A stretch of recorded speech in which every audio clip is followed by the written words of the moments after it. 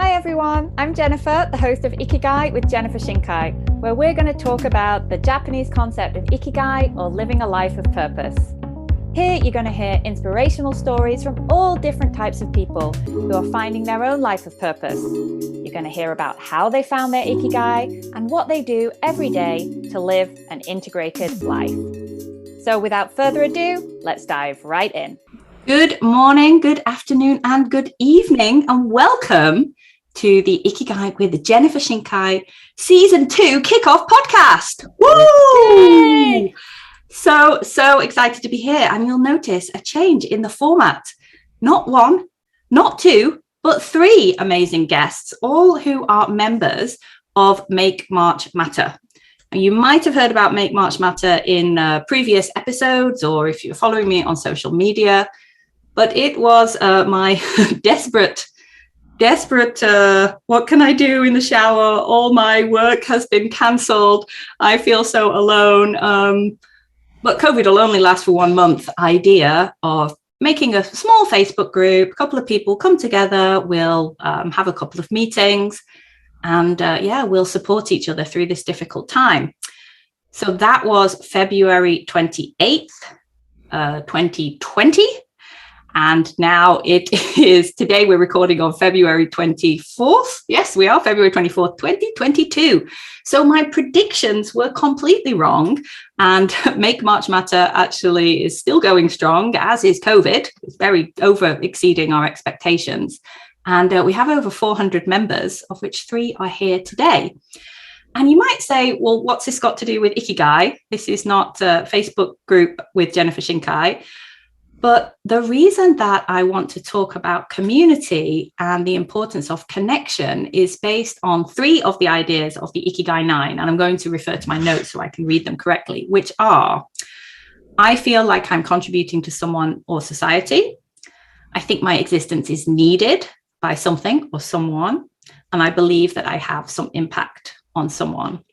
And through many of the conversations that we have in our regular meetings in Make March Matter, that idea of impact and contribution and existence, connecting, has really come up strongly about what people think about.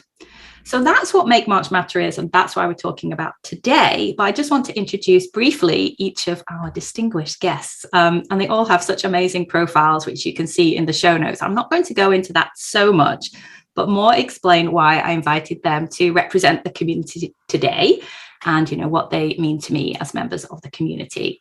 So I will start with one of our founding members, is Catherine O'Connell.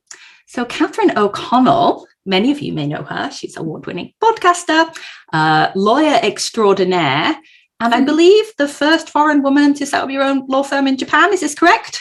In Tokyo, yes. In Tokyo. Okay. Yeah, that's right, Jen. Right. And Catherine, the reason that I asked her was as a founding member who's also kind of like graduated from the community. Mm-hmm. So I'm very interested to talk about that is one of the things with when we talk about Ikigai, that it doesn't need to be there forever. And some parts of our Ikigai serve a purpose at a specific time. And then actually it's not as important to be there every day. But Catherine also played a great role as a guest speaker, as well as sort of helping people with eldership. And she's just always so calm and made people want to get up and put makeup on in the morning and like get dressed up. There was a phrase at one point saying, I'm going to do a Catherine O'Connell. People would be like, make some effort, which was one of the things like Ikigai, getting out of bed in the morning. So that's why I invited Catherine. So welcome. Thank you. Come to you for your comments in a moment. Then let's go to Mary, who I believe also founding member, right? Yes, very early. And Mary's very interesting background. So many of the people in Make March Matter, small businesses who were impacted by Corona cancellations, that type of thing, or maybe some people who were just starting up their business. But Mary works for a technology company, it's a consulting company, a big evil company. Sometimes we joke about very, very different. And yet she consistently shows up for this, ragbag group of entrepreneurs. So what is it about this community that entices her, makes her interested? And I really think it's so valuable to have lots of different perspectives in the room. And I've loved when Mary has come in and, really talked to people about this is how you can apply big company mentality to your sales process, to your approaches, as well as always showing up like really authentically and vulnerably. So I'm so honored to have Mary with us today and part of the community. And last but not least is Eric, our man in Kobe. Is coming in, so not Tokyo based, which is one really important thing. Sometimes it's not easy to access community depending on where you are, and I think actually Corona has been great for allowing us to get into different groups that we couldn't before.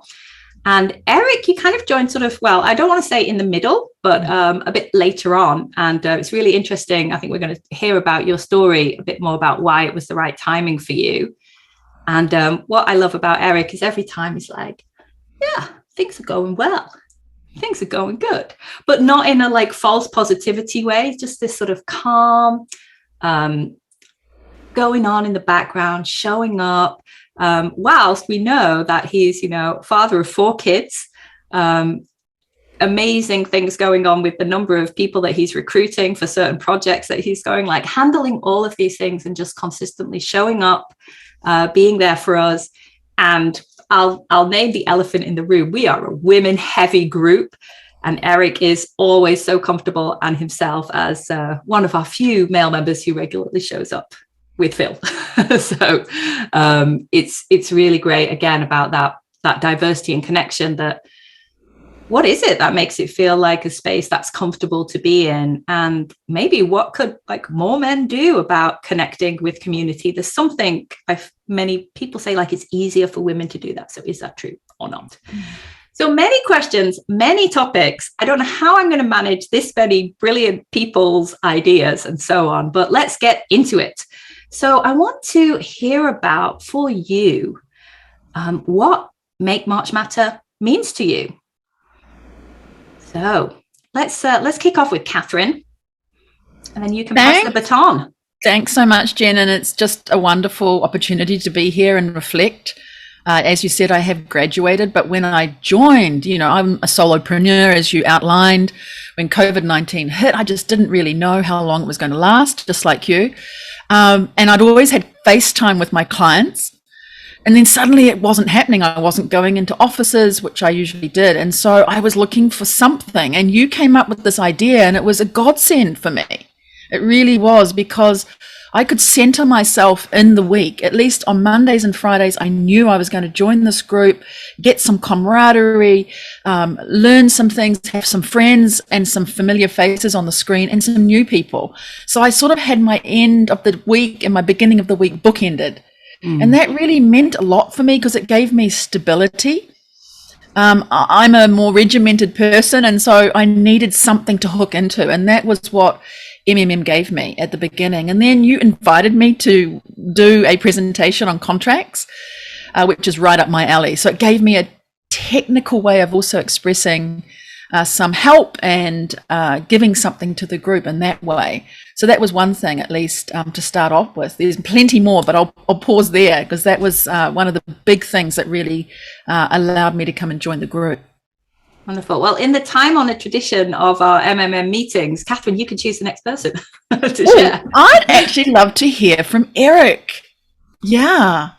So what does MMM mean? Well, you used the word community, and for me, that's the key element. One that I felt with COVID and my location, and also being new as a business owner, I didn't have people to talk to. I had people who worked for me, subordinates. I had bosses. I had coworkers, and I had friends on a very personal side, but I didn't really have a professional network of people that I could talk to, like peers that were going through some of the same issues that I was going through.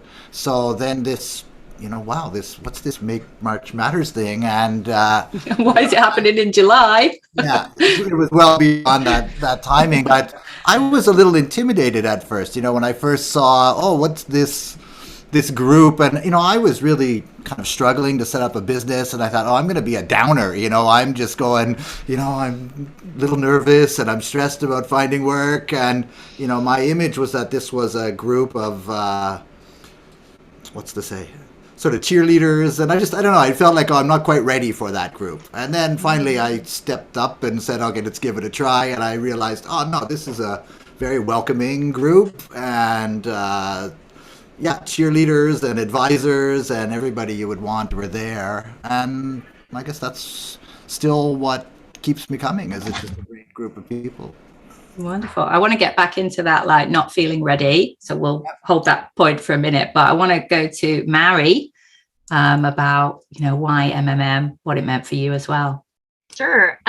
So I like to joke how I work at a big evil company, because there's so many solopreneurs and entrepreneurs. And I used to work at a small company as well. And I was head of the Tokyo office of 5 people. So it was one of those, I understand the moments where it is a tremendous effort. It's really a lot of work to own your own business and strive for your own business. And so working at a large organization, what I worked a couple of times virtually, like, okay, you have something in the morning, I won't be in the office for the afternoon, or I'm on a business trip. So I worked a couple of times online, but then it was the first time when everything locked down and you were not allowed to go to the office. You were suddenly switched on to everything being online, like everything by email, everything by chat. And I really needed support, and I really needed to know how everybody was doing it. Do I check in so often, or is that micromanaging? All these kind of concerns. And of course, you can talk about it at work, but then Make March Matter really helped me to move together. And because some of the concerns that I had wasn't necessarily because I was working in a large organization, it was basically everybody experiencing the same thing. So for me, it was, first of all, a very supportive community that I was able to figure out things, as well as also get inspired, and also inspiration about like moving on with your own business, and also working and structuring your life and building your life that you want. So it really was it's a great art community for me. Right. And for those who you are just listening, like Mary's face is lighting up with such a beautiful smile as she shares this. It makes me feel all warm and tingly. I'm feeling my Ikigai right now. I'm definitely like glad that I did this and we stuck together for these 2 years. But yeah, I want to come back to Eric's point about this, how do we feel this like readiness to make something happen? How do we step in? What was the moment when you went, okay, today's the day I'm going to show up?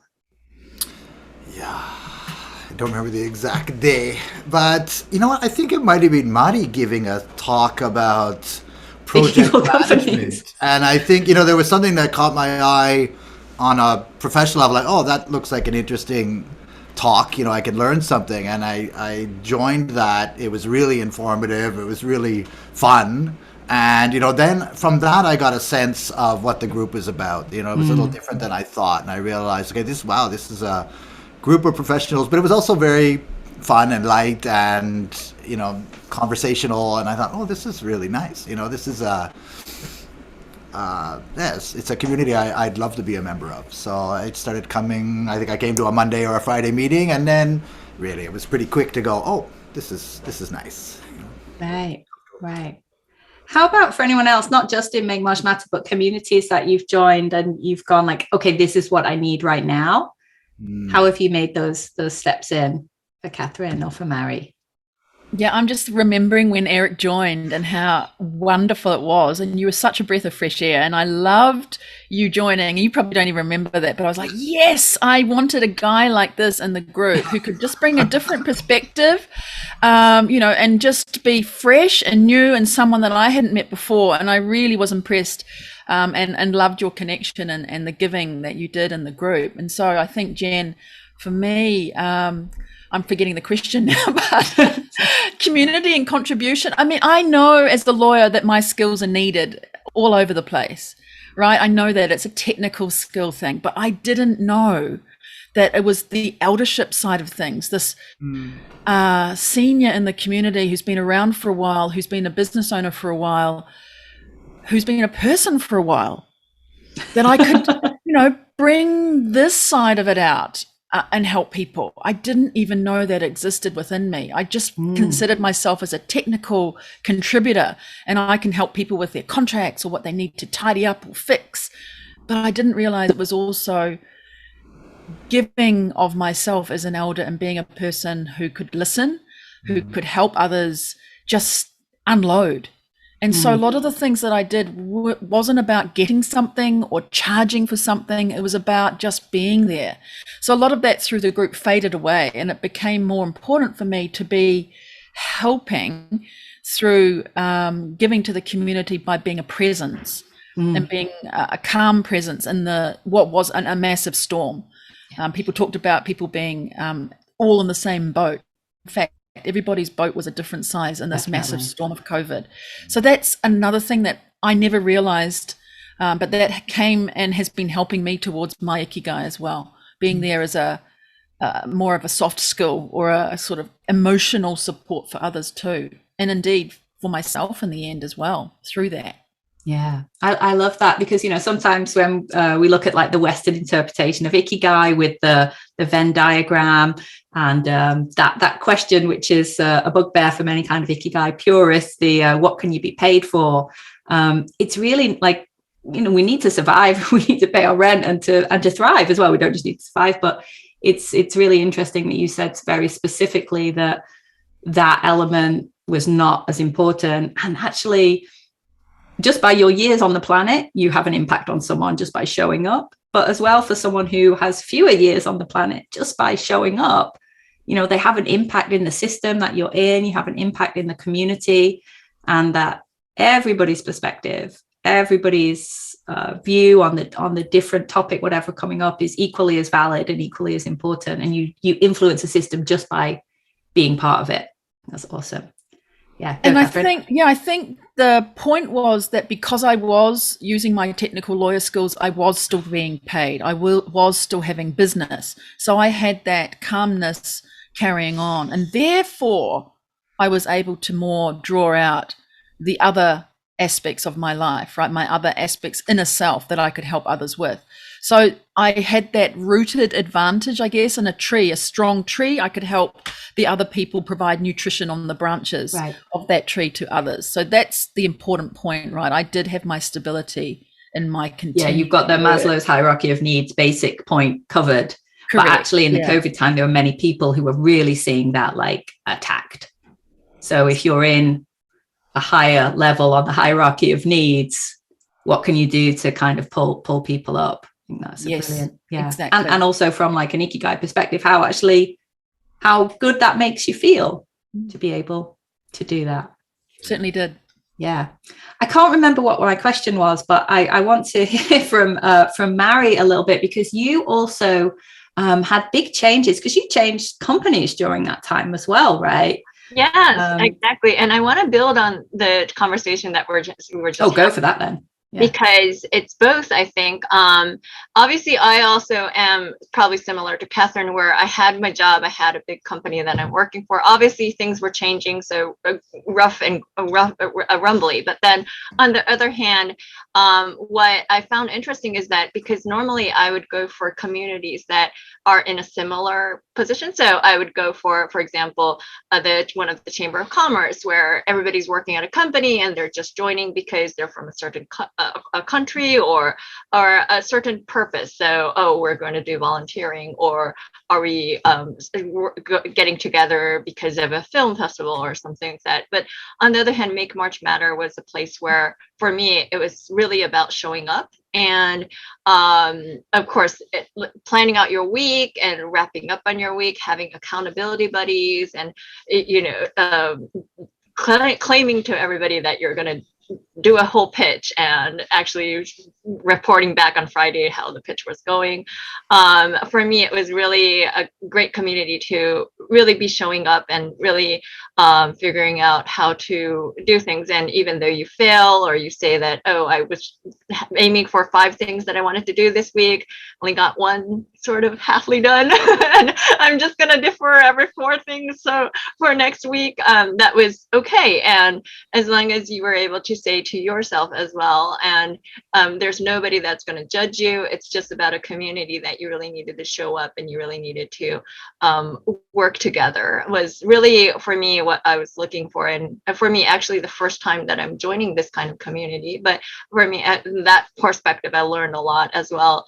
And also not only learning, but then also for me, it was a great perspective to gain, because again, normally when I'm joining something, I would always think, because, oh, this is a purpose that I want to join, or this is something that I want to be in.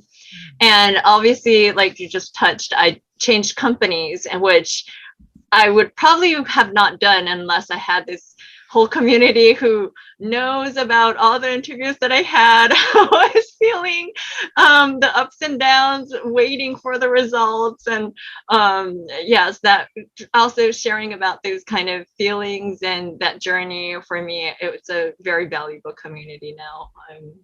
And also now I have a new friend in Eric and in Kobe. So last time when I was on a business trip, I actually was able to meet up with Eric as well, which was really fantastic.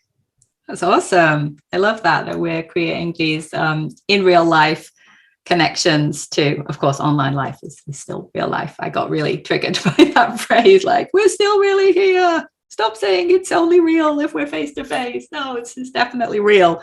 Like the tears and the laughter that we've had in those meetings, I really felt them at the time. But yeah, I remember I did get quite a lot of, at the beginning, a lot of people said like, oh, you need to monetize this. It reminded me, I haven't had anyone say that for ages. And I remember at the beginning, I was very much so like, if you would like to make a contribution to help me, because I don't have any work right now. And it was really uncomfortable to do it. And it was like a massive vulnerability. But I also didn't want to build in like a formal structure to monetize the membership. And I think because of what it was born from, that it was born from kind of struggle and pain and difficult times, that it just doesn't feel right to shift it in that way. So it was another of those things that the contribution and the impact, it's actually, I'm just thinking about, these Ikigai phrases. I feel I'm contributing to someone in society, my existence is needed, but actually I feel it kind of more the other way around, like how much the community gave to me. But it definitely helped me to get out of bed a lot, especially in 2020. Like I feel it's shifted now, like the focus of the group has shifted. But I like what Eric said before, it about like the essence or the energy of Make March Matter doesn't feel like toxic positivity and everything's okay all the time, but it also doesn't sit in the struggle all the time. I'd just like to get kind of your thoughts on that. When you think about the communities that you build or the communities you want to be in, what are some of the elements that people can look for or can intentionally create to make a kind of magic that holds it together? What I liked was the essence of accountability. Like it wasn't tough accountability. It wasn't a deadline and it wasn't a quota that I had to reach. But if I go to a Monday meeting and I say, tomorrow I'm putting together a proposal and I'm going to have a Zoom meeting with a potential client, by Friday, if I get it, it's actually part of my, on Friday I could tell everybody, the success story or whatever, the update on Friday or Monday or whenever that case may be, the next time we meet. That just became part of the process. The part of the enjoyment was also, not only telling my wife, hey, I got a hit, I got a nice contract, but coming into the meeting and saying, hey, it went well, or it didn't go well, equally, to be able to just have somebody to share that with, Yeah. I remember years ago, I used to be a waiter in a restaurant, and when you're working, you're focusing on your work, and then the end of shift, you crack open a beer, you count your money, you figure out what your tips are, and you have kind of a bitching session about, table 14, they were terrible. And I feel our meetings are kind of like that atmosphere. It's kind of especially the Fridays, it's kind of okay, I can clear out the week and give me a chance to reflect on what happened and where I want to go next week. That was amazing, to find that essence. I love what you say about that as well, because what's interesting is, we set those intentions on the Monday morning and then we share it on the Friday, but actually, like, nobody really cares if you achieved it or not, but there's something in that structure that makes you want to be able to go back and report. And I think especially for solopreneurs, because you don't have a reporting line, you don't have a boss, only have clients, like having that extra level, and also having those people who can say, good job, Eric, well done. And everybody would cheer that you got your new contract, right? It's so lovely. Or like, it fell through and everyone's like, oh no, that sucks, man. Really, really supportive in that way, and really generative of new ideas, like how you might approach it as well. Correct. Yeah. I see an answer is brewing in Catherine O'Connell. She's like, well, I'm just repeating again, but absolutely those bookends of the week, right? The Monday opening up, getting up, being at the screen at 8:30, sharing what you wanted to do for the week. And Friday, you could close off at 5. You could finish your work, report back to everybody, and I put report back in inverted commas, right? Explain what you had done. But the other reveal was that there were weeks where I would have something in my plan and I didn't do it. I thought, what's going on? But that was great information for me as well, to know I'm saying I want to do this, I'm not doing it. What is that? Why is that?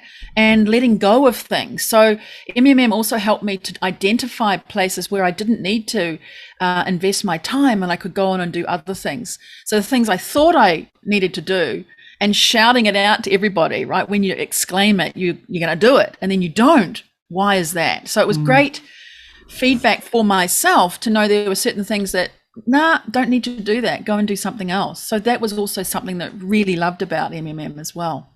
Awesome. Oh, how about for you, Mary?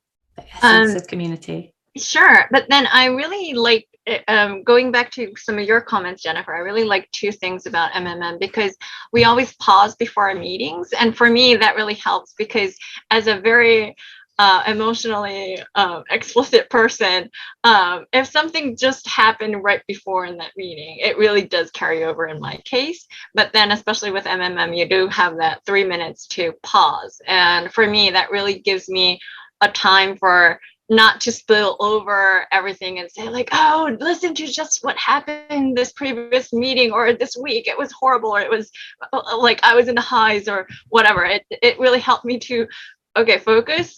Here's a group of people, I want to be respectful, and then start sharing. So for me, that was really a great way. And also for a lot of the tips that I learned, for example, the self-compression break, or also even like listening to other people's guest speaking sessions and watching some of the replays and learning and also really keeping up with some of the technical skills, it really helped me.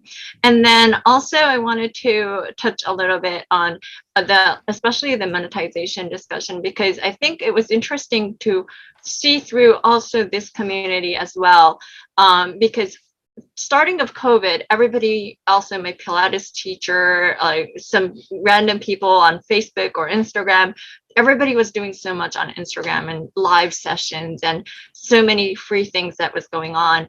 And then suddenly really seemed like it came to the shift where everybody was like, oh, we need to do membership. We need to monetize. We need to make sure that this is not something that we're just doing for free. And then it also came to the point where, oh, we're going to open up again. So we need to make sure that we have that transition smoothly again, so we don't close off things. And so for me, it was also, I was joking about like the Squid Game or all these kind of like Clubhouse and all these new things that was coming along. Where what happened to Clubhouse? It's still going, right? It was like obsessive at one point. Exactly. Like everybody was talking about how to get in and invitations. And for me, it was like, if I was in the office, I would probably hear about it. But then because I'm closed off and I'm working from home alone, I really, if it wasn't for this community, I was probably miles away from it. And obviously not only these kind of Clubhouse and the Instagram lives, but then also as a whole society or the community, how it's like moving or shifting along with some of the interests or some of the hypes or some of the also probably fueled by a little bit of news and anxiety in general about when like what should we do, how should we move along with some of these activities that we're trying to do. And so it was for me an interesting point to see like how these kind of topics integrate into our lives as well. Yeah, I think the shifts, that all these shifts that we're going through, and as you talked about in the pre kind of questionnaire, you talked about like surviving in a VUCA world and having something which is solid, something which shows up is there. And I love that you talked about the pause because we start every meeting, we close our eyes, go off camera and listen to a piece of music, and we do that consistently just to have those transitions, because when we're working from home especially, we're coming back to back meetings, and that's something that's from my points of view practice, and I'm so glad that we continue to do it. And when I'm not facilitating and someone else is facilitating, like people run the pause as well. It kind of brings me to maybe that it's just people have talked so much about structure, and I think it's the structure and the power of ritual. And once people come to a meeting and they see that we do it the same every time, actually like the barrier to entry is pretty low, because once it's just that first step, starting small, just turn up once and don't bother if it doesn't suit, don't worry about it. So but that brings me to a question which I wanted to ask Catherine O'Connell, because you did talk about like letting go of things, and one of the things that you so quietly have deprioritized. I'm only playing a game with you, but as like, when was the point for you when you're like, I don't need it as much now? Like, you're still sort of there, and I think you're lurking around, and every now and then you comment, but it's not like there was a point when it was like really, really central to the week, and now not so much. So what's that?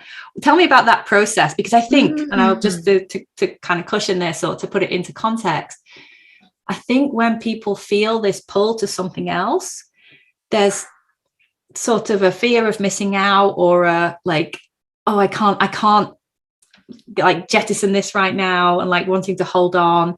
Like what's that process like, and what advice can you give if someone's like, I don't want to be in this group anymore? It was hard to pull away from the group, and I did definitely have the FOMO. But I also talked to you about it when I was leaving, because it was very important for me to do that right, or correctly, or politely, or not politely, professionally to you, because the group, I considered it not as a social rah kind of group, but more it was professional. You had set it up, you'd set the boundaries, we were all committed to each other. So I was pulling away from that commitment. I think at times, because with March last year being March 2021, when I started to draw away, so it's around 11 months ago. And that was when I was starting to set up my podcast. And I'm not blaming the podcast. What I'm saying is thanking the podcast. I'm thanking the podcast, because it allowed me to expand into that and put my energies into that. And the podcast came about from the experience of having confidence and being in a community such as MMM. Thought I could do this myself. I can do something that helps other people in the world. And so it was through the strength of the MMM group and the feedback and the confidence that I got that also led me to winning some awards in 2021, that I thought, well, maybe this is sort of where I'm going to, and it's time for me to do my little thing, which has turned into quite a big thing now with 2 seasons and 20 guests. But that was it. I think it was that shift to, it's your time, girl. It's time for you to go and do something now. And so that's what happened for me. And that was the reason really why I think I moved from MMM into doing my own creation, my own community, my own drawing out voices, bringing people in and expanding. So you helped me sort of blossom in that way to my new season. And that was really, the strength came from MMM and the community that you created, Jen. Wonderful. I love, like how To leave with grace is a really important sort of takeaway. And as well as just acknowledging like different stages of your life, you need different things. And that's one of my, bugbears with the Ikigai Venn diagram, that it's like, it has to be this one thing right in the middle, and it's just kind of sitting there. But actually, I think having multiple sources of the feeling of Ikigai, and accepting that as you become more aware of different things, it's going to shift as your business grows or your life changes, all of those different things, that it doesn't have to still stay in that point. And actually many things, you can return to them, or your need for them shifts as well. So I think that's really such a big realization, that point, because you think it's going to go away, that you're going to miss those people, you're never going to see them again. Yet here we are, we're on this podcast with you today. We're also very much more connected than we ever were. We've been together throughout last year, this year, getting together as we can in person, having events, connecting, as you said, continuing to connect in the group. I've joined a few sessions during the year where there've been speakers. So it's never 100 or 0, right? And that's the thinking that I think Ikigai and the explanation you've just given gives us, that it's not always focused in that one area. It can be different and still be okay. And I think that was a realization that came through from moving away, but still being tethered to a certain extent to the great team here. Yeah, and I think that's really important, to just give yourself that space. And actually, I think it was Jane who is listening in. Jane Nakata, podcast manager extraordinaire, was talking about a podcast that she'd listened to where they were saying, expecting your business to give you everything, expecting your business to give you like all sources of your finance, obviously, but also your community, your connection, friendship, creativity. And so I think expecting any one thing in your life, whether it's a community that you're involved with, your tennis club or whatever, to do that one thing is kind of too much pressure on it. So having that diversity of experiences is really there. I want to jump to Eric, because Eric has a brilliant question that he now asks himself. And I really want to raise this. So tell us, Eric, your new mantra. Well, reflecting about my involvement with the group for this podcast, I remembered an experience that, So the question is, what would MMM do? And it's like a little, just a little like a little devil or angel or both on my shoulder as I go through decision making. And that happened from a real thing. At that time, last year or so, I was attending a lot of the meetings. I think it was more regularly on Monday and Friday. Just to go back to what Catherine was saying, I've never felt like really I have to join meetings. It's a nice thing when I come and go. I've had times where I haven't shown up for a few weeks, or I think even a month may have gone by. And then I may show up more regularly. At that time, I was more regular, and I remember I was referring back to one of my business partners I was working for, and it was not going so well. But if anybody else has started their own business, you kind of just say yes to everything. So I was doing the work, and I wasn't particularly enjoying it, and wanted to quit, basically. Decided, I really want to quit, but I need the money. What should I do? Weighing the pros and cons, thinking about, what's my wife going to say? I got to feed the kids. We got, all these obligations. And then it was sort of like, what would MMM do? What would Muddy say? What would Catherine say? What would Jennifer say? What would if I report in the meeting, I quit, what questions are they going to have, or what story am I going to tell about that? What's the story? And that was really important for me, and I did. I mean, that's exactly what happened. I think I said, I'm really considering this, and there was, everybody in MMM are great cheerleaders. They're really going to come out and say, go for it, you can do it. And I knew that, and I took that with a grain of salt as well. I know people are not deeply invested in my decision, but that helped me. To have that thought process was really helpful, and everyone was right. That was the cool thing. Yes, I would say go for it, and you're going to replace that work with something else really soon. And actually, it's exactly what happened. So, and I've continued to have that thought process, So, what would MMM do? I think everyone should have an MMM in their life, just one more little voice there. Yeah, like a different board of advisors. So, yeah.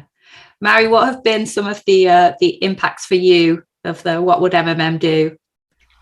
Definitely, I would totally agree with Eric about like another voice or another idea, and especially for me, it's very important that obviously like MMM are real people. So I could specifically imagine, okay, Catherine as a lawyer externor, as and okay, what would her advice be? Or Eric, I don't have 4 kids, so obviously if I had more responsibility, if I really had a more focus on my life, what would I do? That kind of like specific for me ideas or personas are really important, so that would definitely help me. And also going back, you were mentioning a little bit about VUCA and volatile and the whole Could you just explain VUCA for people who might not know? So VUCA stands VUCA. It stands for. Wait, hang on a second. Sorry, I put you on the spot there. Yeah, it's always that. I always feel like I can say it off my head, and I'm like, wait, I missed something. So hang on one second. Yes. Wait. Volatility. Uncertainty. What was the C? 1 second. Complexity. Yes, complexity and what was? Can anyone remember the A? The A. Ambiguity. Sorry. Ambiguity. Yes, there we go. Yes. It was a good quiz. I'm glad we checked.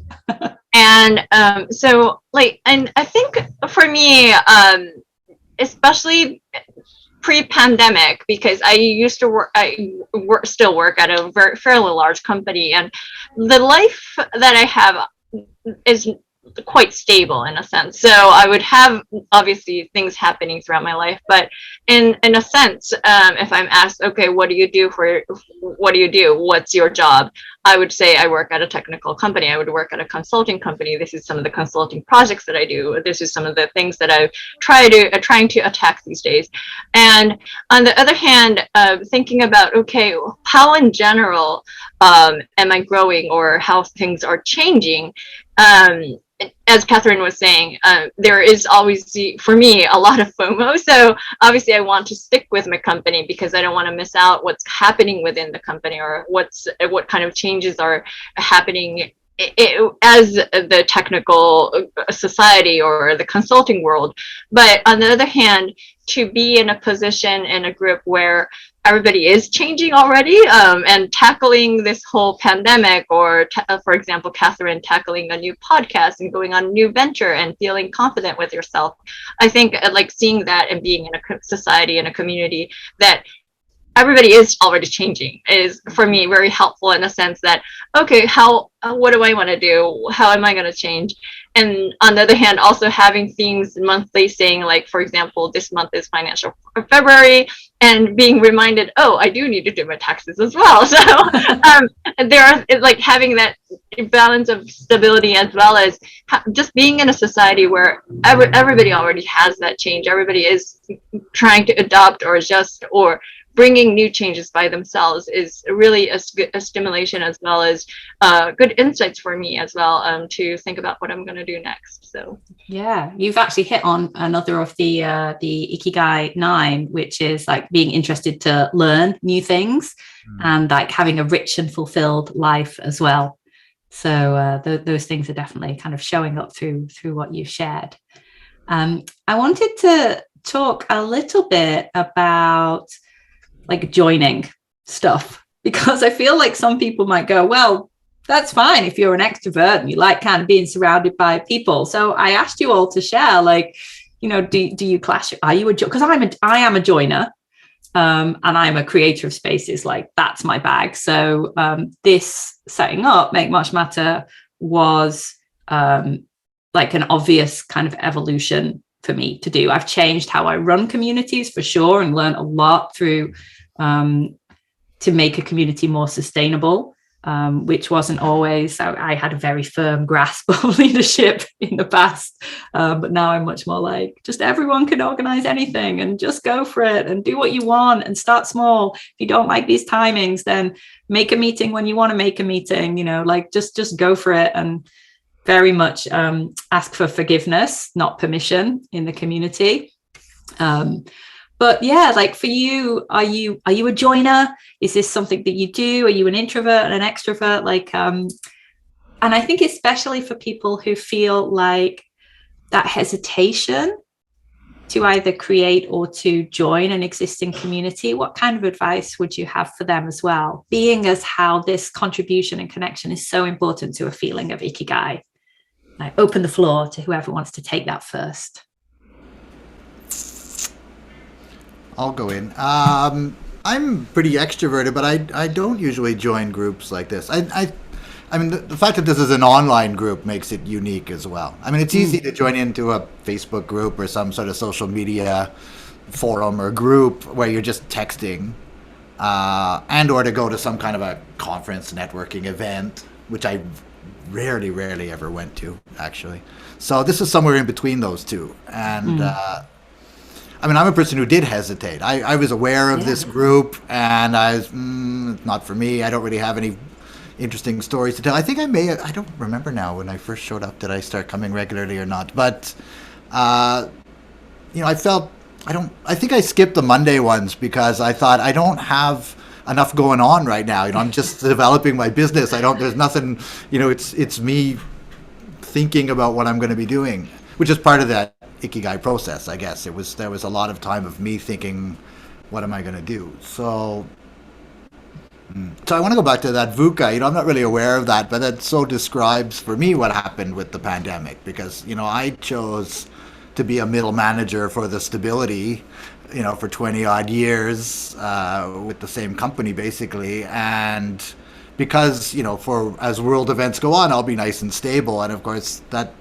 I was one of the first people to get my job. I didn't get fired, but it got, greatly diminished, and I was not able to pay my bills. And I had to suddenly think, what's the plan B here? And so, that volatility surprised me. And, one of the first things I did was sit down and go, what can I do? What are my abilities and capabilities here? And I didn't even know the word Ikigai. Actually, I think I heard it the first time in an MMM meeting. And, I think I went through that process as a result of the pandemic itself.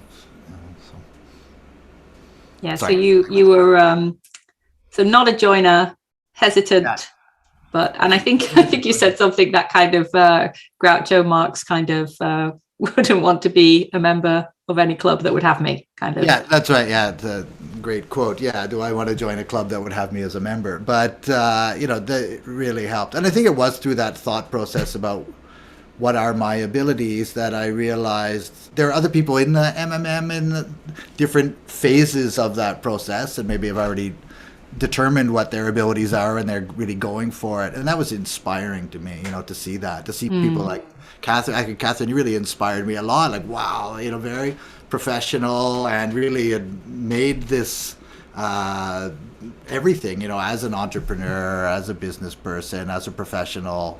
It was really impressive, as something to aspire to.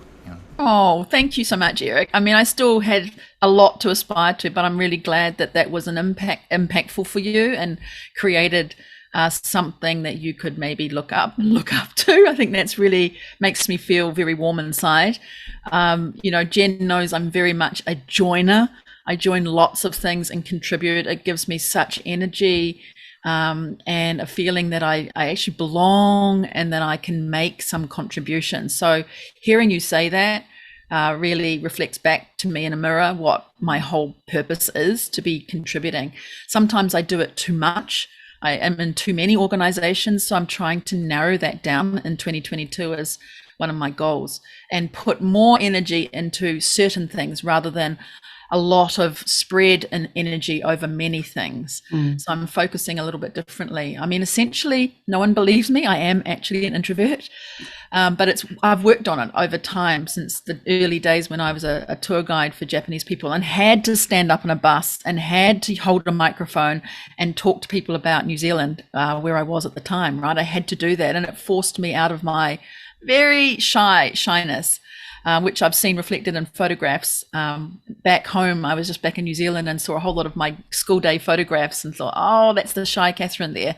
So I've worked on it, and you can work on it. And I think for people who think that they shouldn't be in a group or can't contribute, that everyone has a gift of something that somebody else doesn't have. And you've just shown to me again, Eric, something that I didn't realize was right up the front that really mattered for you to see in a group, right, that you could aspire to. So I think if you're not sure if you're a contributor or should be in a group, that starting really small is a good thing. Showing up. You don't show up on a Monday, show up on a Friday. It's more fun. You can celebrate and then work on the showing up on a Monday. So I think we can do things like that and start from very small base. But what made it easy, Jen, is that you created the atmosphere, you created the group.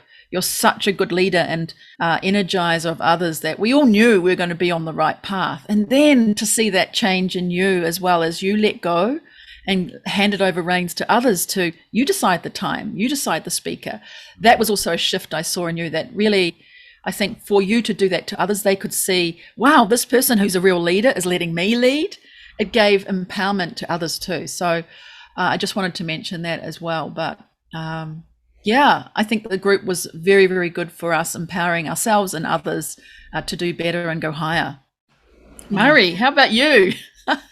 There's so many good things that everybody was saying, and I'm like, oh wow. I am an extrovert, as probably everybody knows, and this is probably this throughout my career and how I've been. So I lived in Singapore, I've been in Vietnam, Ho Chi Minh as well. I've lived in Minnesota, I've lived in Vienna, and everywhere I go, I would always be joining communities, trying to figure out which community I like, or where I feel connected, or if I can find friends, or how to know a little bit more about local things going on, etc. So from that experience probably pushed me to be more an extrovert, just joining things and understanding how things work.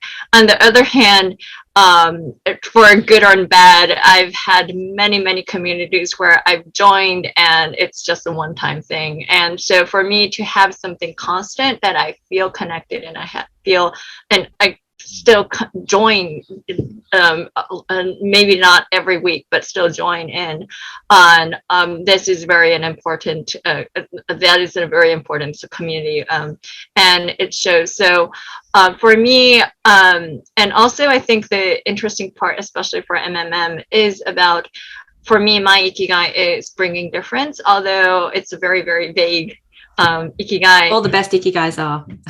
But it comes because again, when I'm joining a community, I'm also a connector. So when I'm talking with somebody, I instantly think, oh, I should connect you with another person. Oh, there's another Singaporean that may have the same interest in you. There's an Australian that has the same interest in you.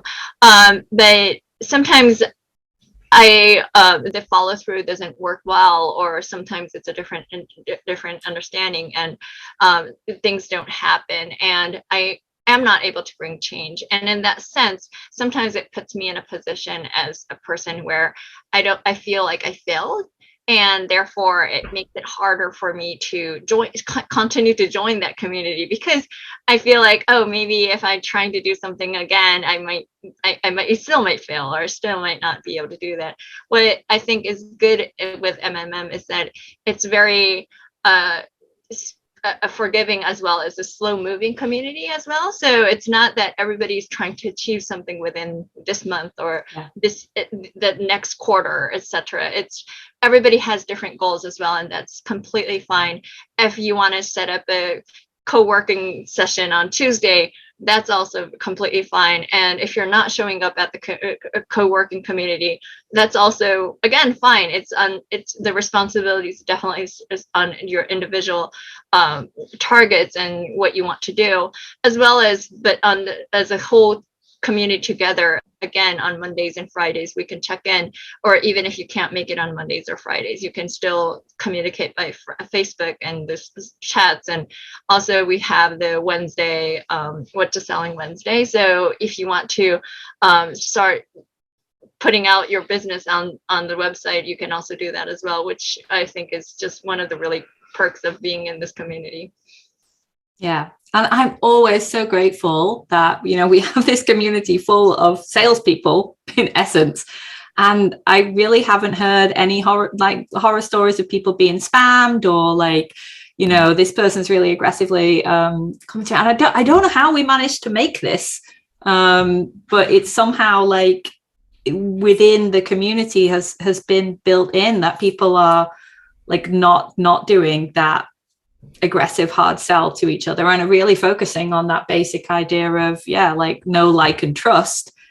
And then people are actually reaching out, and I know that there were many people in the group because when we were nominated for the British Business Awards, people were telling me like, this is specific business that I've got through this community, but not through like, you know, just spamming people and getting them to draw up. So there's collaborations happening, and it's really grown like massively beyond my wildest dreams of what was possible. Because always, it's really interesting what you said, Catherine, about like my shift as the leader too.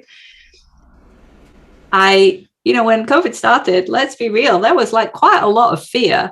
So I was like, I have to make this that it's very likely I'll get COVID. So how do I make it so it's sustainable? Because I'd led other groups in the past, and when I left, they kind of had petered out because I hadn't done like succession planning or thought about what a sustainable community looks like.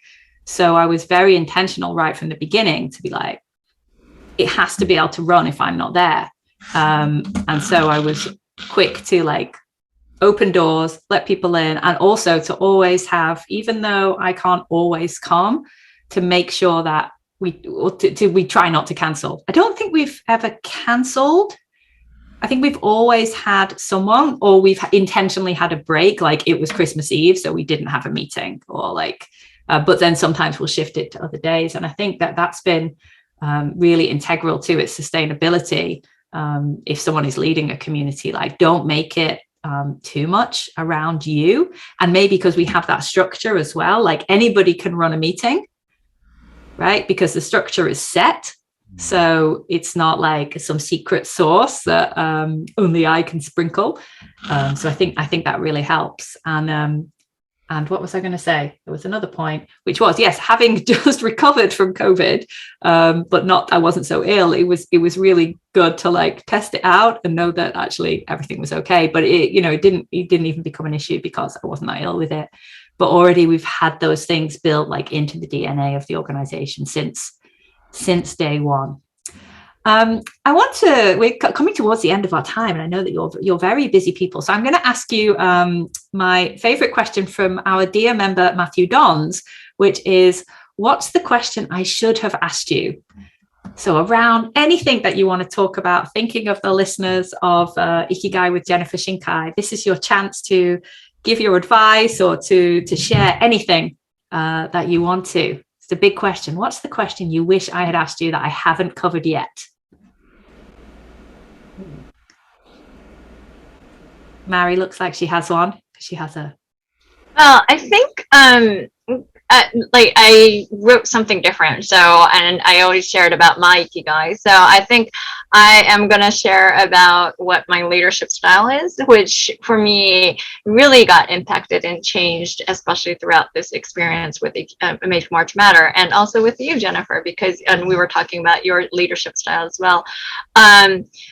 Again, with my extrovertness and my experience around the world, I am definitely an achiever. Definitely, I have a set target, and I try to motivate my whole team and say like, okay, we're gonna go this contract, we're going to do this project, we're going to make sure that the client is going to be happy.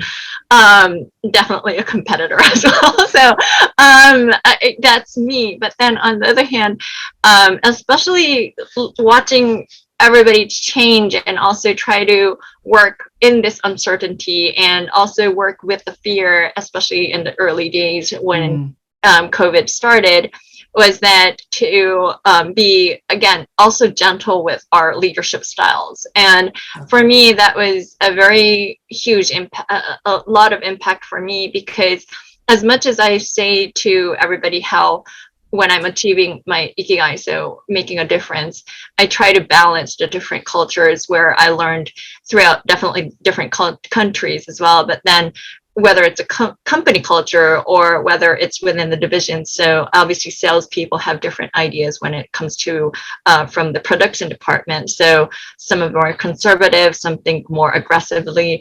And I try to bring the balance, and I try to figure out what's the best way to bring the change and realize the change.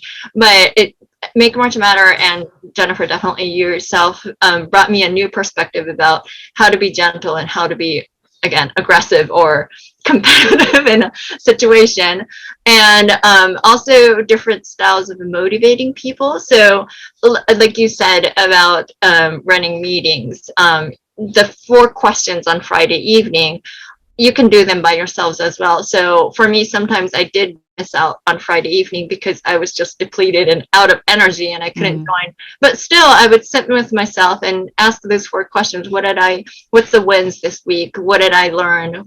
What's for next week? And I think to myself, almost like Eric, asking what Make March Matter would do. What would I say to the group if I were to join? What do I feel right now? And I think that is a very that would definitely help me as a leader, and some of my leadership styles of I recognize that it's already changing, and it's a very huge impact for me, and I really am thankful for it. So thank you, Jennifer, for really setting up this group. And it's really, and yes, I don't know how long we're going to still continue, but I am very excited for our future as well. So Yes, as we come to the end of our second year. All right, Eric, what about you? What's the question you wish I'd asked you? I should have asked you. Just because I think it's a topic worth talking about. How do I feel being one of the few guys in the group? Oh, yes, that was a question I meant to ask you. So thanks for pulling it up. When I joined, I think Phil was around and he looked quite thankful that I had joined. And, that's an issue and it's not an issue. It's not something I really think about. Obviously, diversity is a good keyword. And I kind of realized that probably this group kind of needs me, I think some kind of a balance is a thing to have, and different perspectives. But I want to say, that's been so great for me. I don't have such a community of women who are, working in a variety of different professions, a variety of different contexts. I don't really have that. Obviously I have female friends, I have female coworkers and things like that, but this was a different group for me where I don't want to use the word minority, but well, you are a minority. Was a minority in the group. And yeah, for sure. I don't know. I don't really have a conclusion about that, except to say that I don't really think about it. It's not a big deal, and but I think it's quite nice. It's been beneficial to me to have different perspectives, different viewpoints on things that I'm doing, and I could feel probably I'm bringing in a different perspective as well. So yeah, because when I look at the Facebook group stats, I think the group is 60-40 in terms of members who are on the in the group, or maybe 70-30, but it's definitely not reflected in active members who post or who show up to meetings. So I'm wondering, what that blocker is to graduate, to come to be coming to a meeting, right, rather than lurking.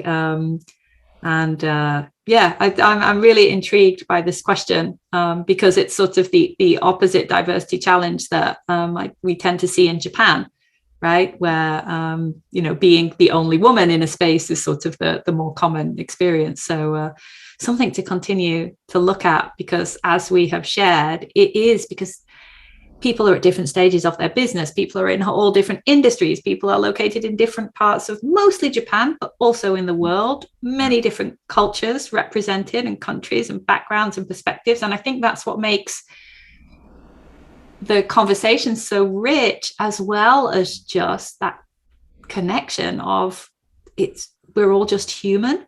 Yeah. There's so many things which are shared, right? So many of the fears and the dreams and the pain and the joy. It just really is the connection at the deep human level, despite or maybe because of all that diversity.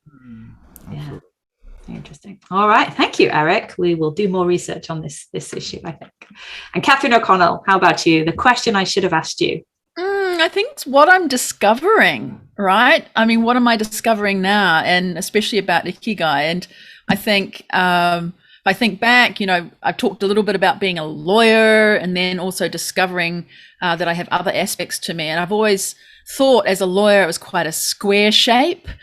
And then just a moment, there's someone at the door. Leaving us on reality. This reminds me of, though, like early days of MMM, how many times we would have a half-naked George. My son would be always popping in the background when the schools were closed.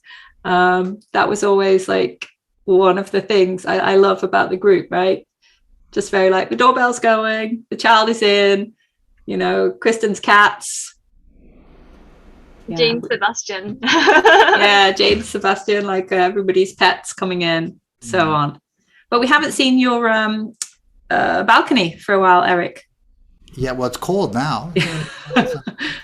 We look forward to the next one. We'll come back to Catherine's question in a minute. But Eric, you look like you had something to say. Yeah, I just had a thought that, this conversation makes me realize something unique about this group is that it's the meetings itself, the online meetings, but the meetings that are at the forefront of this group, as opposed to a lot of other groups, which I think start like from a Facebook group and it's sort of texting as the main, and then let's have a Zoom party every now and then, where I think for us it's, first of all, it's daytime. We don't have a Zoom party with drinks. This is it's a Monday morning, it's a Friday afternoon. It's more like a weekly meeting and a weekly wrap-up meeting.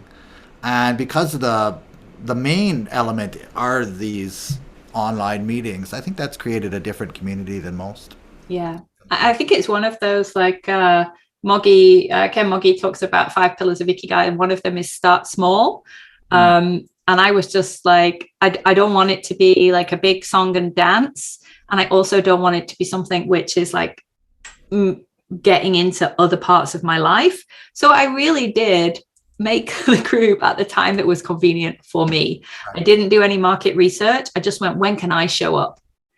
And if you build it, they will come, or maybe they won't. But I also held it very lightly, which is another pillar of Ikigai from Moggy's perspective too, which is just to release yourself. And if people come, it'll be great. If one person comes, it's enough. If no one comes, like there's been sometimes, I've sat there and I've gone, okay, I'll just do my plan on my own for have my pause. And then someone's always kind of dropped in. So there you go. Catherine, did you get an interesting delivery? I did. I got 3 packages from New Zealand that I sent back. They said it would take 4 weeks and it's only less than 1. I have no idea what happened. It must have been on the same flight that I came back on. Yes. Awesome.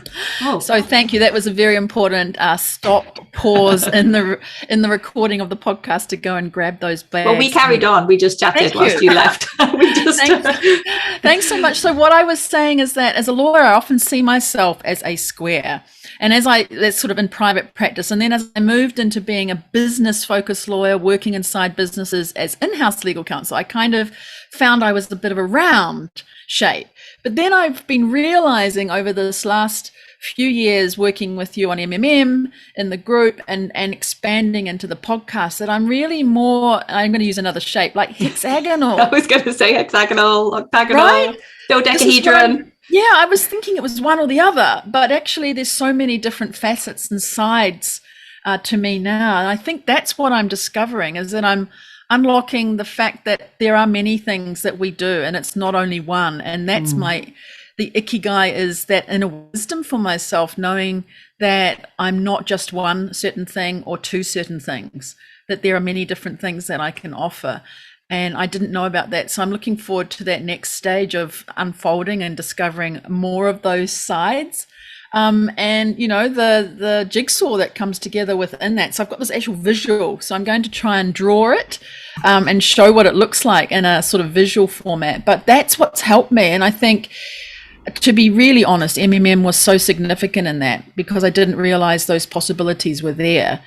They were always very technically based, or contributing to sort of chambers of commerce in a very concrete kind of way. And this is a little bit more of a softer, yet still very positive and concrete in a different way aspect to myself. So that's what I'm discovering, and I wanted to share that because with you and with Mari and with Eric and with MMM and the team, it sort of felt like that's what's emerged from all of this. Wonderful. And I've just reminded myself of a question which I wish I'd asked myself on this when you said, like, what's emerging. One of the biggest learnings that I've had through this whole experience is I changed massively my story that I can't do something consistently. I had this big thing that, like, I just show up for a little bit and then it's like next shiny object and then I move on. I'm like, looking, you know, so we're coming to our 2-year anniversary. It's like, shit, I've like made this thing and shown up and been there for 2 years, twice a week. Like, not, I, of course, if I can't come to a meeting from something else, but like that's a good level of integrity and consistency. So thankful to the experience to like shift my story on that massively about what might be possible. And I think that for other people who have like shown up to meetings and done this, it's like, oh, actually, yeah, I do a weekly review and I do plan my week and I do show up for other people. And it's quite interesting how these types of experiences with community can get you to tell new stories about yourself and discover new things. So unfortunately, though, we are to the end of our time. I know that you are very, very busy. So I really want to thank you all for sharing your experiences, for being members of Make March Matter and continuing to, you know, cheer on the group and to support the members wherever you are in your own life right now. And to just leave the message to all of our listeners to say, you know, community can be an amazing source of Ikigai. And yeah, all those nods are happening. Community can be like the amazing source of Ikigai. And it's not actually just about what you gain from it, but just by you being there, you are having such an amazing impact in other people's lives. And that's for, you know, every single person who's on this call, as well as all of the members of Make March Matter and any other community. Like, we're even just showing up, you know, in your family, right? You influence the system. Showing up in your workplace, you influence the system. So you just like remember that you matter, and you know the world needs you, and you need to be here. So for me, that's the essence of Ikigai. Is like, do I still want to wake up tomorrow? Is there someone who needs me? And in like the darkest days of early COVID, I was like, MMM needs me, so I'm gonna get out of bed Monday morning 8:30 and show up. So it really, really helped like my mental health, like that no one knows. Well, I hope you know. It really helped me to just keep putting one foot in front of the other. I actually don't know what would have happened if this group wasn't there. So that's a big win for me. So any final messages, Mari, Eric, Catherine? You just said it, making us matter. And I think Make March Matter made its members matter. So that's my final word. Thank you so much for what you've done. And I look forward to continuing and sharing and celebrating the 2nd anniversary. Thanks, Jennifer. Thank you. Mari? Thank you. Yes, Catherine said it all. Like, Make March Matter really helped us matter. So thank you very much, Jennifer. And thank you very much for inviting me today. It's really, again, as a person who works at one of the big evil companies out there. So grateful to big evil companies. They're all my clients. But again, jokes aside, but again, it's been very, very nice to connect with people. And yes, being involved and contributing to society. So thank you very much. Thank you. And finally, Eric. Yeah, I'll finish with a big thank you as well, Jennifer, for making this community and all the members. Obviously, we have some members here, lots of members who did not join this podcast, whose voices hopefully were expressed through this. So, no, I'll finish with a big thanks for this experience. It was great. Wonderful. Well, thank you, everyone, for making it to the end of this podcast as well. And just wishing you all the best with your community and Ikigai connections. I'm excited to listen to this recording and see what amazing gems are coming out. Thank you so much, everyone. Thank you. Thank you.